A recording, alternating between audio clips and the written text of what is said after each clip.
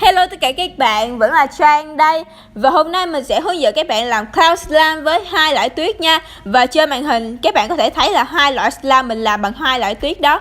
Và xin lỗi các bạn rất là nhiều vì bấy lâu nay lâu lắm rồi mình không có ra một cái video hướng dẫn các bạn làm slime nào cả. Vì mình bận học để sắp thi rồi á các bạn, nên là mình không có thời gian rảnh nhiều. Hôm nay thì mình dành một xíu thời gian ngồi xuống và quay video hướng dẫn cho các bạn nè. Ok, bây giờ mình sẽ tới những loại tuyết mà mình sẽ sử dụng nha.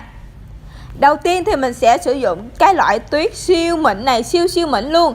Thì em này nó mịn như bột vậy đó. Các bạn thả xuống nó sẽ bay cái bột lên luôn đó các bạn. Là các bạn có thể biết là nó mịn như cỡ nào rồi. Tiếp theo là tuyết xanh. Thì tuyết này mình nghĩ là 99,99% các bạn làm slime đã biết rồi. Thì em này có thể làm được cloud slime nha. Vì nó có cái hình bông tuyết bạc đằng sau á.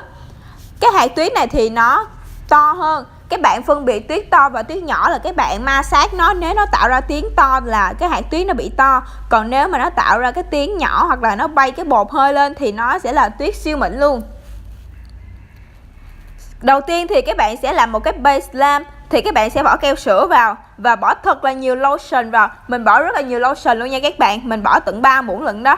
Vì các bạn càng bỏ nhiều thì slime của các bạn càng tơi, càng mịn và càng sharp lên. Bây giờ mình sẽ bỏ hương liệu. Thì mình sử dụng hương liệu của Thái và là hương cam. Các bạn có thể sử dụng sữa rửa tay khô cũng được nha. Có thể tạo mùi hương nếu các bạn không có hương liệu.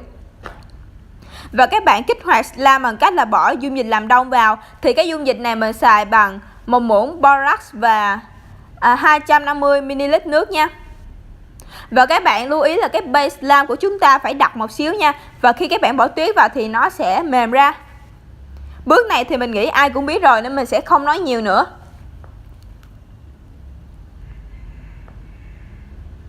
Và nếu các bạn khuấy không kỹ thì các slime nó sẽ dễ bị ốc trâu, kiểu như là nó sẽ không được mịn á. Nên là các bạn khuấy kỹ và nhồi một xíu nha. Sau khi các bạn cảm thấy các slime mình có thể đặt lại rồi thì các bạn lấy ra nhồi cho slime nó mịn hơn nhé. Và mình có tạo một cái Facebook của mình ở trên mạng xã hội Facebook á. Nếu các bạn quan tâm thì các bạn hãy follow Facebook và kết bạn với mình ở dưới phần comment và phần mô tả mình có để link nhé. Đây là cái base slime mình đã làm rồi. Thì khi các bạn làm xong các bạn nên bỏ cái base slime các bạn mới làm và chà cái đồ khuấy, đồ đựng cho nó sạch đi. Thì các bạn khi mà rửa hoặc là có thể không rửa luôn thì nó sẽ dễ dàng hơn đó. Thì cái này một chút mình sẽ sử dụng để pha tuyết luôn. Rất là tiện luôn các bạn. Không có tốn nhiều dụng cụ ha. Và các chất slime mình sử dụng là cái chất hơi đặc như này nha các bạn. Và mình không có thói quen là bỏ nước vào keo sữa vì mình thấy nó rất là không được dẻo. Nên mình chỉ làm bằng keo sữa nguyên chất thôi, không có bỏ nước. Bây giờ là tới công đoạn pha tuyết. Thì mình sử dụng tuyết siêu mịn này trước nhé. Thì mình sẽ sử dụng một muỗng canh tuyết này và đổ vào cái đồ đựng. Đây là cái hạt tuyết của chúng ta. Tiếp đến thì mình sẽ bỏ nước vào. Lượng nước thì các bạn nhìn kỹ nha. Mình sẽ đo bằng cái muỗng cho các bạn dễ biết luôn. Mình sẽ bỏ 2 cái muỗng nước vào. Là gấp đôi lượng tuyết đó các bạn. Và cái tuyết này khi mà các bạn bỏ nước vào và nó sẽ bong lên như này nè. Thì các bạn bắt đầu nhồi cho nó tơi ra. Nó cực kỳ tơi luôn, các bạn có thể thấy không? Mình pha rất là ít nước nên là cái chất tuyết nó không có bị vón cục lại nè. Rất là tơi luôn. Đấy, và các bạn cảm thấy nó sẽ còn hơi bị nhiều bột tuyết thì nó sẽ tạo cho cái chất slime mình nó tơi hơn đó. Nên là các bạn làm khô như này nè, chứ đừng có cho nó ướt quá thì khi chơi slime tuyết nó sẽ bị dính tay rất là nhiều. Bây giờ mình sẽ bắt đầu bỏ cái base slime vào nhé. Và khi mình bỏ vào slime thì mình cảm thấy là cái tuyết này mình pha hơi bị kiểu là cái chất slime nó hơi bị cứng một xíu vì mình pha tuyết nó hơi bị khô á. Nên là các bạn làm thì làm cái slime nó dẻo hơn mình một xíu nha. Hoặc là các bạn có thể bỏ lotion vào cho nó mềm ra nha. Các bạn sẽ lấy ra và nhồi vào tuyết cho tuyết nó thấm vào slime. Đó, nó bắt đầu thành sợi rồi đó. Các bạn nhìn kỹ sẽ thấy nó thành sợi rồi ha. Nhưng mà nó chưa được tơi cho lắm. Như mình đã nói thì cái base slime của mình nó hơi bị cứng nên là mình sẽ bỏ thêm lotion vào và nhồi cho slime nó mềm hơn. Thực sự là mình làm cái video này thì mình đã tốn hết một hũ lotion luôn đó các bạn. Vì mình muốn slime mình nó tơi và nó mịn ha. Còn đây là cái base slime mình sẽ làm với slime bằng tuyết xanh nè. Thì mình sẽ rút kinh nghiệm từ cái em trước, thì mình sẽ làm cái base nó hơi dẻo ra một xíu. Mình sử dụng hương liệu là bằng cái sữa rửa tay khô nha. Mình sẽ sử dụng 2 bịch tuyết xanh trong cái slime này. Và mình sẽ bỏ 2 bịch vào luôn.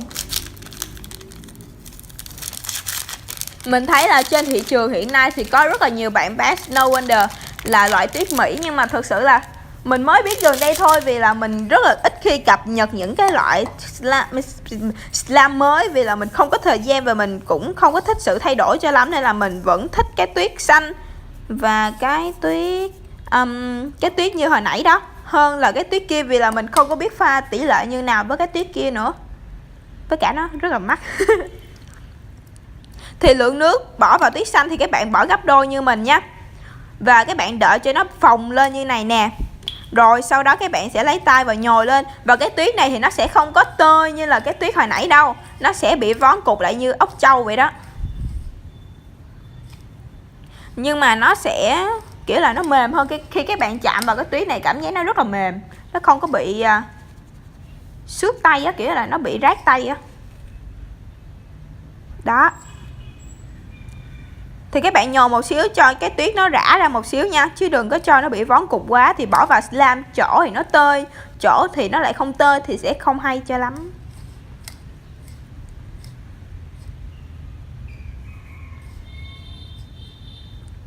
Sau khi các bạn nhồi rồi thì các bạn sẽ bỏ cái base slime vào và nhồi nó với tuyết. Thì do là cái khúc đó mình bị fail nên là nó mất rồi, mình không thể nào edit được, nên là mình đành phải tua qua cho các bạn vậy.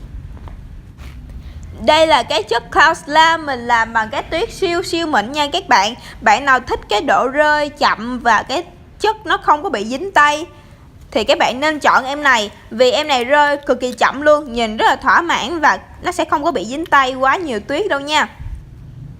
Thì mình trang trí em này bằng một cái màu xanh dương và score nó lại thành một cái màu xanh dương, kiểu như là một xíu màu xanh và một xíu màu xanh nhạt vậy đó.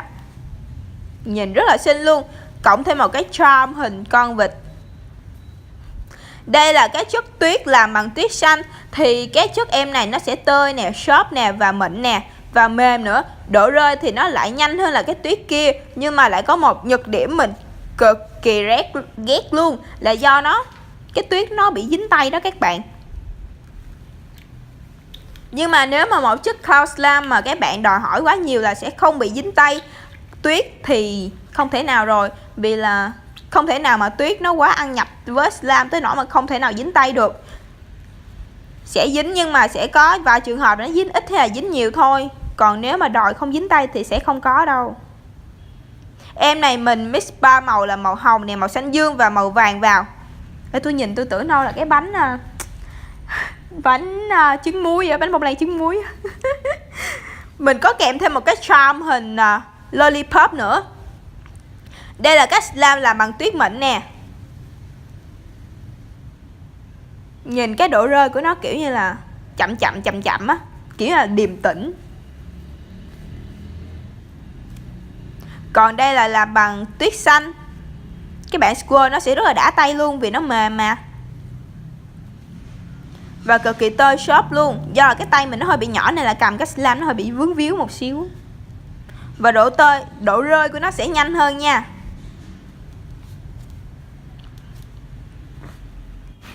Bạn nào xem tới đây rồi thì hãy nhanh tay xuống phần comment và các bạn hãy nói lên ý kiến của các bạn là các bạn thích slime nào hơn nhé, làm bằng tuyết xanh hay là tuyết siêu mịn. Riêng mình thì mình cảm thấy như là tuyết xanh sẽ dành cho những bạn thích độ rơi nhanh và tơi xốp, nhưng mà có một nhược điểm là hơi bị dính tay. Còn cái tuyết siêu mịn thì có một nhược điểm là cái chất nó hơi bị dai một xíu và nó rơi chậm hơn. Nếu bạn nào thích rơi chậm thì nên chọn em này. Và kiểu như là nó sẽ không bị dính tay quá nhiều tuyết đâu nha.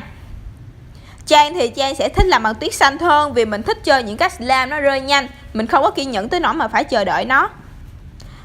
Đây là cái phần mình thêm extra cho các bạn thôi nha, vì là cái video của mình tới khúc kia đã hết rồi. Nhưng mà mình định là quay cái video này lên cái Instagram của mình, nhưng mà thôi quay lên đây cho các bạn luôn nhé. Bạn nào cũng thích cái phần này thì các bạn có thể không xem, vì mình thấy nó rất là xấu, nó không có đẹp. Kiểu là mình thấy xung quanh cái chỗ quay của mình nào là có cơm này, có charm nè, có kim tuyến, rồi có bla bla bla thì mình bỏ vào thôi, chứ mình không có lên ý tưởng với cái khúc này đâu nha, nên là nó sẽ hơi bị chậm chạp và kiểu hơi bị fail một xíu. Đây khúc này là cái khúc fail nhất nè, chả biết sao mà lấy cái đồ đánh bột mà kéo chi không biết. Ok, video của mình tới đây cũng đã kết thúc rồi. Nếu các bạn thấy hay thì hãy bấm cho mình một like và subscribe cho mình nha. Bye bye. Và các bạn hãy giúp mình là sẽ đạt được 100.000 subscribe trước khi mà vào mùa học mới nha, vì đó là cái mục tiêu của mình trong năm nay. Bye bye các bạn nha.